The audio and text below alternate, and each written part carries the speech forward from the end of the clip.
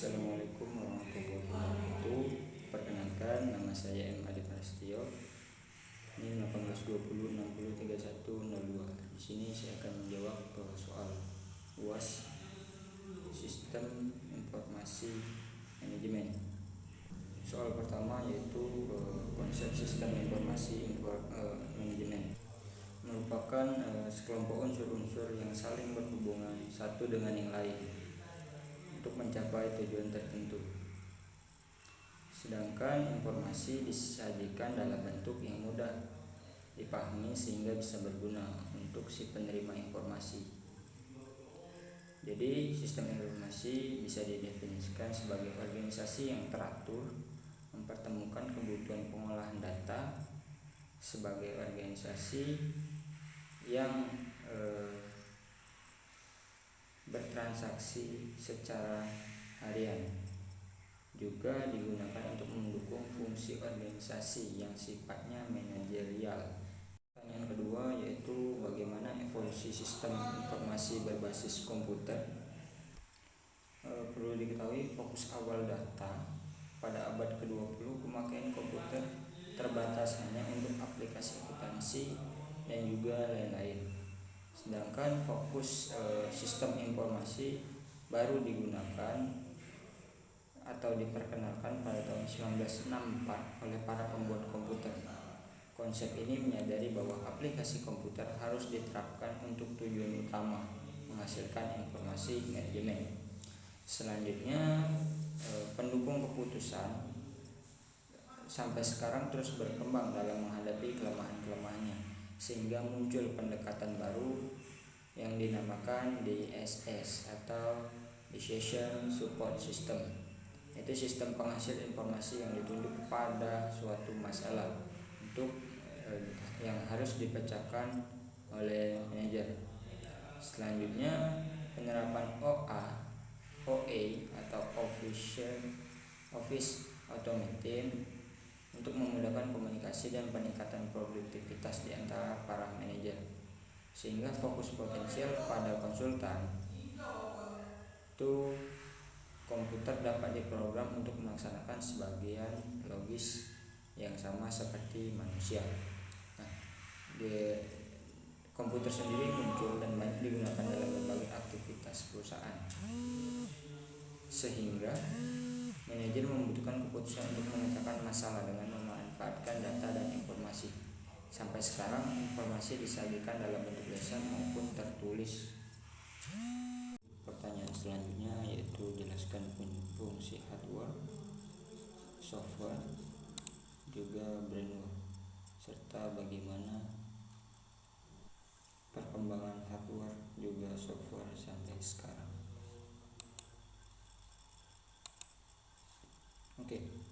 Hardware itu ialah komponen pada sistem komputer yang didefinisikan sebagai perangkat keras. Contohnya di sini ialah CPU, monitor, keyboard, mouse, CD-ROM, hard disk, CD, flop disk, scanner, printer, dan lain sebagainya.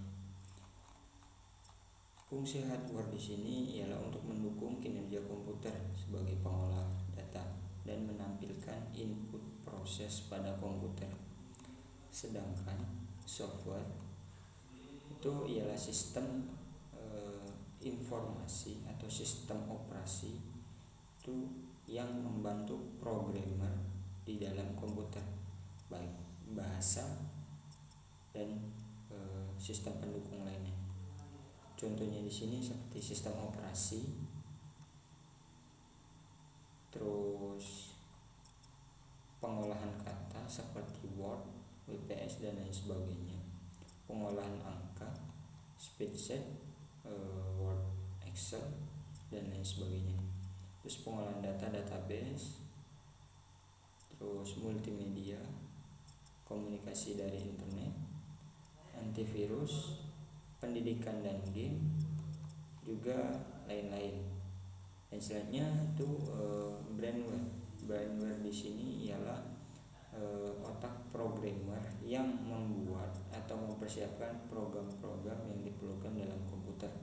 Di sini harus ada administrator untuk menjalankan brainware ini, yakni orang yang bertugas mengelola sistem.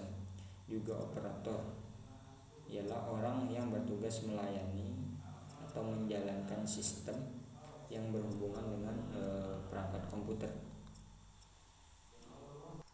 Oke, pertanyaan keempat yaitu jelaskan tujuan dari informasi resource planning dan intensive research planning.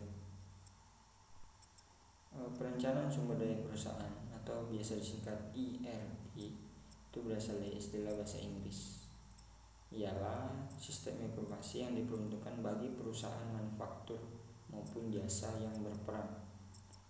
Sistem ERP merupakan paket software yang didesain pada lingkungan client service baik tradisional berbasis desktop maupun berbasis web. Sedangkan ERP itu ialah informasi yang dibutuhkan oleh perusahaan untuk menjalankan usahanya, di mana ERP di sini ialah sebagai database untuk menentukan keputusan-keputusan manajer yang akan diambil untuk perusahaannya. Pertanyaan kelima yaitu alat-alat bantu yang digunakan dalam desain sistem. Di sini alat-alat perencanaannya itu ada 3 bagian, yaitu ASI atau aliran sistem informasi, context diagram, terus data flow diagram. Alat bantu perencanaan sistem di sini kalau ASI itu ialah untuk mengetahui permasalahan yang ada pada suatu sistem. Sedangkan konteks diagram itu gambaran umum tentang suatu sistem yang dapat diorganisir untuk memperlihatkan batasan sistem. Terus untuk DFD atau data flow diagram itu gambaran sistem secara logika yang tidak tergantung pada perangkat keras, perangkat lunak maupun struktur data file tersebut. Pertanyaan terakhir yaitu jelaskan etika dalam sistem informasi. Oke, tahapan-tahapan etika sistem informasi itu pertama yaitu privasi. Privasi yang dimaksud di sini dalam hal baik dalam hal hak individu atau hak perorangan untuk mempertahankan informasi yang bersifat pribadi dari pengaksesan orang lain. Terus akurasi atau keakuratan. Suatu sistem informasi mendapatkan kualitas bagus tergantung dari 3 hal, yaitu informasi harus akurat, tepat waktu, dan relevan. Serta informasi harus bebas dari kesalahan-kesalahan yang tidak bisa untuk menyesatkan. Selanjutnya yaitu properti, yaitu kepemilikan.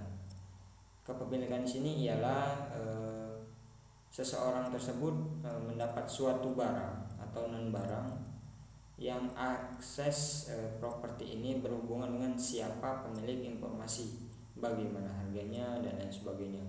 Terus accessibility itu hak akses. Untuk hak ini setiap orang yang mengakses sistem informasi atau mengakses informasi dan pembayaran biaya untuk mengaksesnya